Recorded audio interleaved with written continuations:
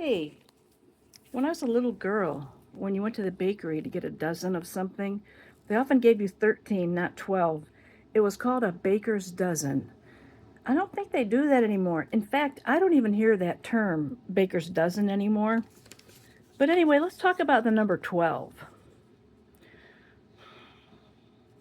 12 is the number of years that Dan Markel has had his life brutally snuffed out by the South Florida Adelson crime family. 12 is the number of years that Lincoln and Ben have been without a father and without the more sane of their two parents, in my opinion. 12 is the number of years that Phil and Ruth Markel have awakened each day in heartbreak, and instead of enjoying their golden years, they are living the trial life. 12 is the number of letters in Wendi Adelson, and let's talk about Wendi. Wendi, having a focus on immigration law and human trafficking, advocated for very vulnerable populations.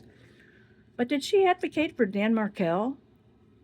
Let's talk about what were the number of steps Wendi took to stop the conspiracy of her family to murder Dan. 0.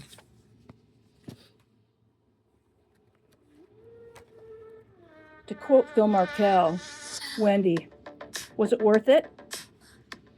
Wendi's living her life in a quagmire of indicators of guilt.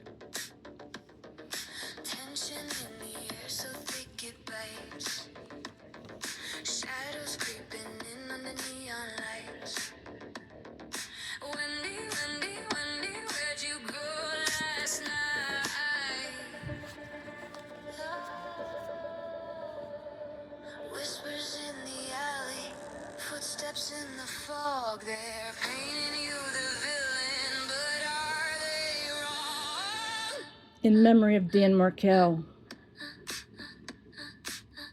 Hashtag arrest Wendi.